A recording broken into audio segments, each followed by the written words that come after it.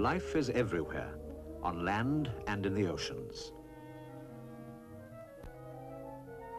Here in the salt water are billions of living creatures, large and small, some too tiny for the eye to see. Here, for millions of years, plants and animals have lived and died. The sea is like a huge graveyard, and the remains of animals and plants which died there long ago have sometimes become preserved in rocks. These remains are called fossils, and they prove beyond any doubt that life existed long ago.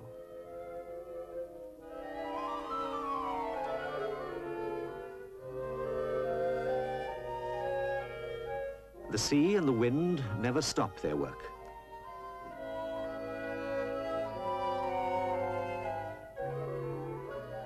And in ways like this, dead sea creatures were buried long ago and became fossils. Fresh mud is always piling up on the seabed, layer after layer, brought down by rivers. After enormous periods of time, some seas filled up altogether and became land. So today, fossilized sea creatures of long ago are found far inland and even deep below ground. In some kinds of stone, fossils can be seen quite easily. They're all around, in buildings and streets. You can see them yourself if you'll only stop to look.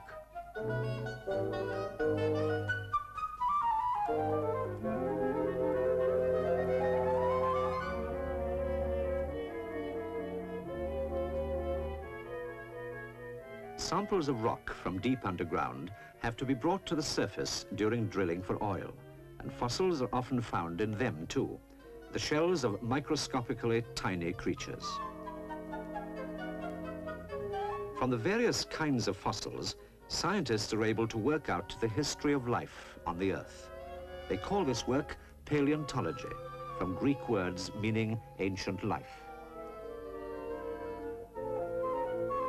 All interesting fossils are kept, and the especially interesting ones put in museums. In the same way that you and I talk about 1 year, the paleontologist talks about millions of years. 10,000 years ago, in an age of ice, this mammoth lived. To the paleontologists, it seems just like yesterday.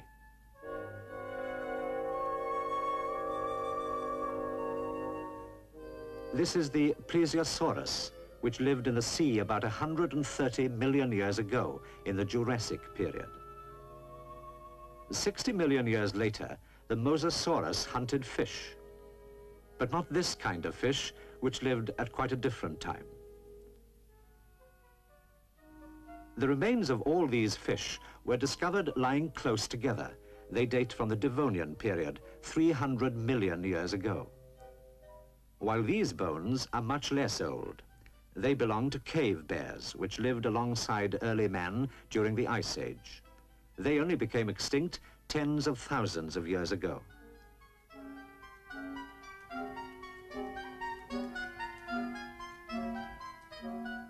And now look behind this locked door.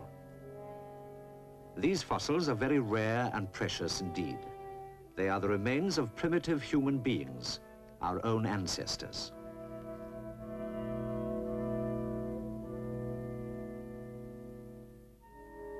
Before any fossil can be examined, it must first of all be taken out of the rock in which it was formed and where it has rested for so long. This has to be done by specially trained people. It may take months or even years.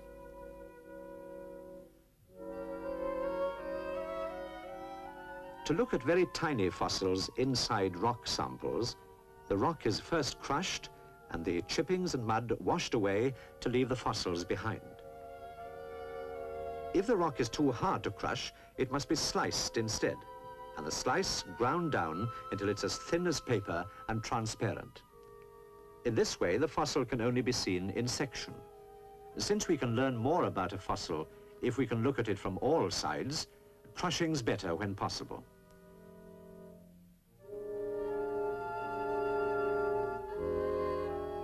Some fossils, microscopically small ones too, belong to particular periods in the distant past. Fossils like these are used in paleontology to help in dating the different underground layers of rock. They're called key fossils, and they can give information which is useful, for instance, in exploring for oil.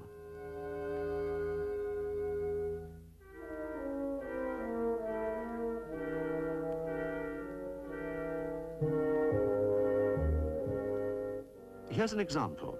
Key fossils from these 4 oil wells showed that all the rock layers followed a certain slope, including the layer in which oil was found. So in the 5th well, oil was expected here. Instead, the key fossils at this depth were found to come from much younger rocks, laid down more recently. This meant that the oil was probably to be found much deeper down, and that all the rock layers must fold sharply downwards.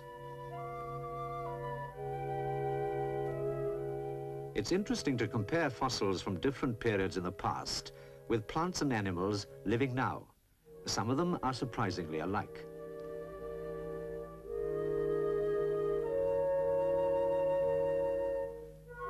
Look at these fossil ferns. Their modern descendants are very much like them. These present-day bony fish have stayed almost the same since long ago.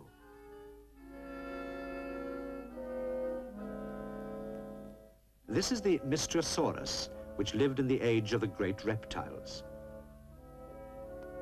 It's very like a modern crocodile. But some animals have changed a lot. The little white outline shows the horse's first known ancestor, no bigger than a fox terrier. It changed many times before reaching its modern size. We know about these earlier types of horse from fossils.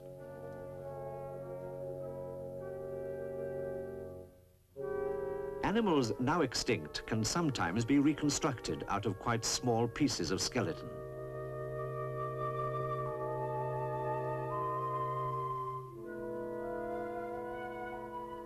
As much information as possible is collected together and compared. This is a long business, measuring, checking, working out. Then the job of drawing the animal can begin. The bits of skeleton are laid out, each in its proper place.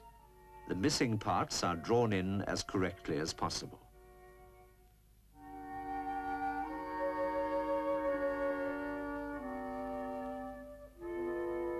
In this way, a fair picture of the complete skeleton can be made.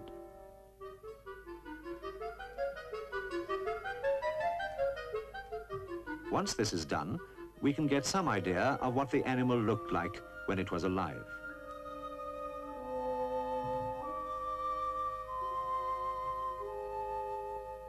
It's even been possible to draw a picture of the Cherotherion, which means hand animal, from the only trace it has left behind, its footprint, like a human hand. It's a very rare stroke of luck when every single piece of an extinct animal's skeleton is found, so that it can be put together complete. So, out of what looks like a jumble of bits and pieces, scientists with their patience and skill have gradually built up a picture of the past.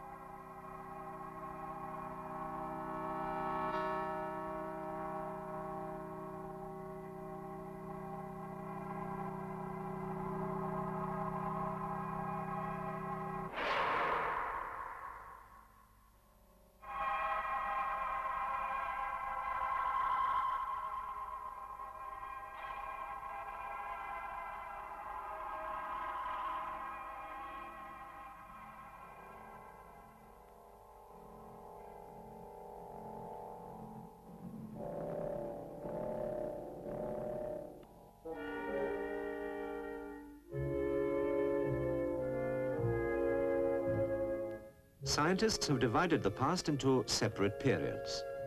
Each period seems to have had its own special kinds of life.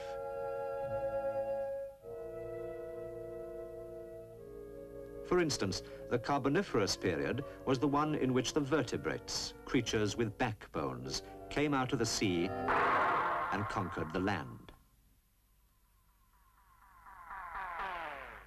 Before then, the only living creatures on land were a few primitive insects.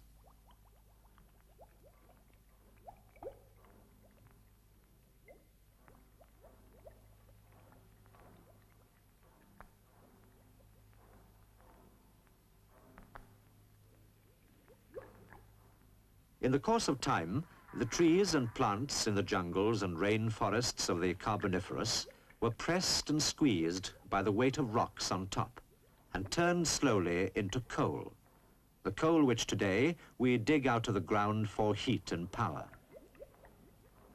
80 million years went by and the Triassic period began. There were turtles then which looked much the same as they do now. But other Triassic animals have vanished.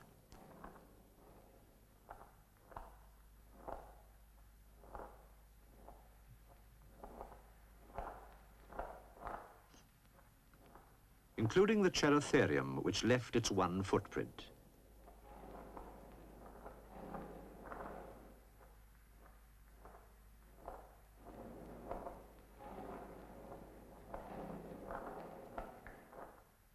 Who can say how many other kinds of animal there were about which we know nothing at all?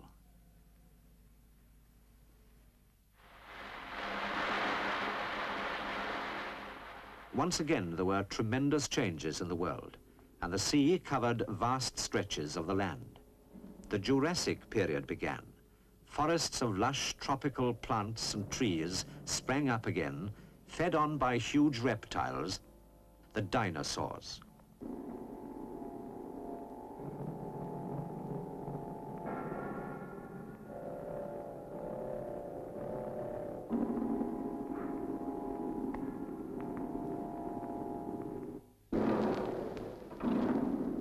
The next period was the Cretaceous, and towards the end of it, these great reptiles suddenly and mysteriously vanished, never to come back. And the way the mammals grew and spread in the next Tertiary period was just as strange. Several mammals grew to enormous sizes, the long-necked rhinoceros, for example. By now, the world of plants and animals was beginning to look more like it does today. And then, about 1 million years ago, came the Ice Age. The mammoth lived in a bitterly cold, merciless climate when animals needed thick fur to protect them.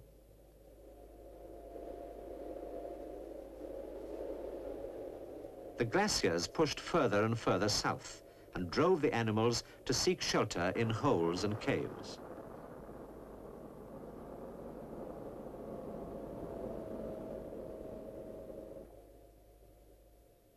On the walls of these caves, we have found traces left behind by early man. Bold, clear drawings of the animals familiar to him. Man was probably the first creature ever to look at the world around him with curiosity.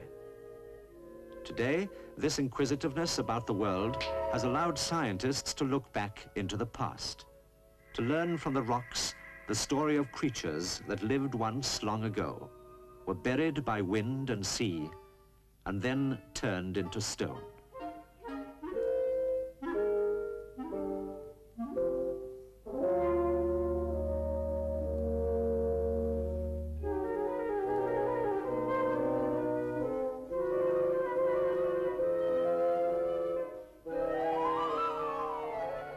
And this goes on happening all the time.